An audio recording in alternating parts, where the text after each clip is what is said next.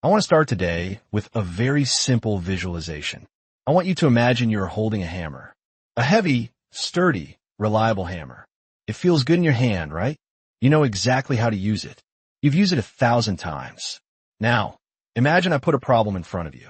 It's a screw. What do?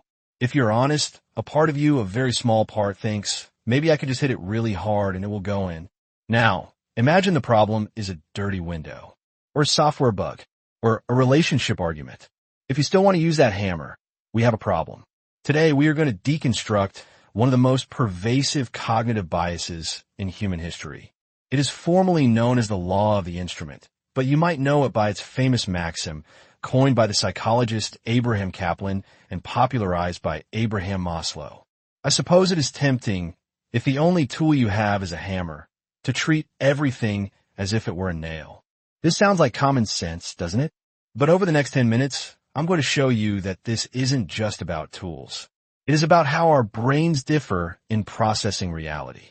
It explains why companies fail, why experts make terrible predictions, and why we often struggle to solve problems in our daily lives. Let's start shallow. Why does this happen? The law of the instrument is a reliance bias. Our brains are designed to conserve energy. Learning a new mental model or mastering a new tool takes a lot of calories and effort.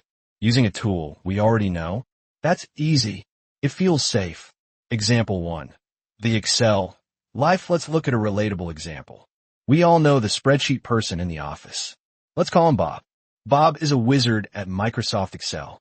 He knows every formula, every macro. One day, you ask Bob to create a database for the company. He uses Excel. You ask Bob to design a project roadmap. He uses Excel. You ask Bob to write a heartfelt resignation letter. He probably opens a spreadsheet. Now, Excel is a brilliant tool. But is it the right tool for writing a letter or managing a complex relational database? No, but because Bob is holding the Excel hammer, every problem looks like a rowing column nail. This is the first layer of the law. Overfamiliarity leads to misuse. We default to what we are good at, not what the problem requires. Now, let's go deeper. This law becomes dangerous when we move from simple tools to mental models. In sociology, there's a concept called deformation professional deformation. This means your professional training actually distorts how you view the world. You stop seeing reality. You only see the part of reality your job trained you to fix. Example 2. The medical diagnosis. Let's take a patient suffering from chronic anxiety. If this patient goes to a surgeon, the surgeon looks for something to cut or fix physically. If they go to a pharmacologist, the solution is almost certainly a pill, a chemical adjustment. If they go to a psychotherapist, the solution is conversation and child analysis. If they go to a nutritionist, the solution is changing their diet. Who is right? Maybe all of them. Maybe none of them. But notice that the solution was determined before the patient even opened their mouth. The surgeon has a scalpel hammer. The therapist has a Freud hammer. They're defining the problem based on the solution they have in their pocket. Example 3. The software engineer's trap. We see this constantly in the tech world. I work with a lot of junior developers. They learn a trendy new coding framework, let's say React.js. Suddenly, they want to build everything with it. I need a simple blog page, I say. Great, they reply. Let's build a single-page application with complex state management and 20 dependencies. That is using a bazooka to kill a mosquito. It works technically, but it's inefficient, expensive, and hard to maintain. This is the second layer. Your expertise limits your perspective. The more specialized you become, the bigger your hammer gets, and the harder it becomes to see anything that isn't a nail. So why does this matter? Why am I giving a lecture on this? Because when leaders and decision makers fall victim to the law of the instrument, the consequences are catastrophic. Example 4. The cost-cutting hammer. Let's look at the business world.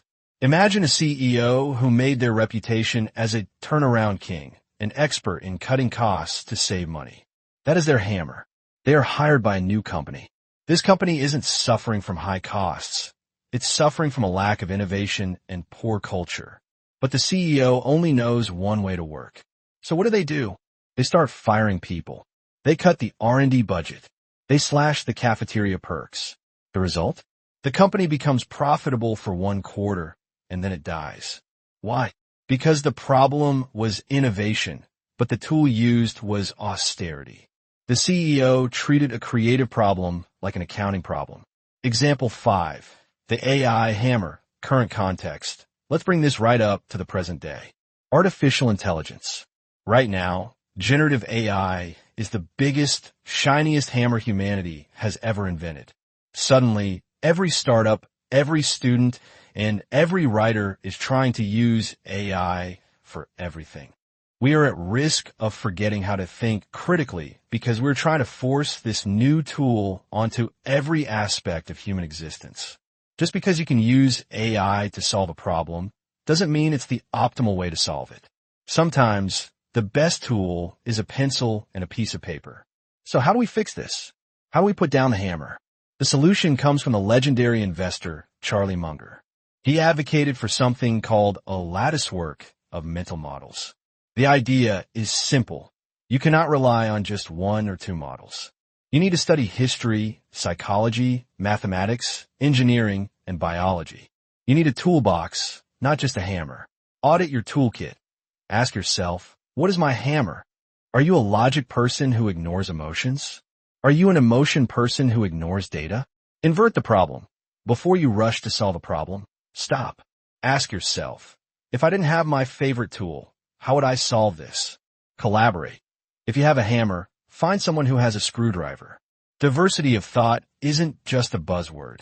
It's the only way to escape your own blind spots. Closing thought.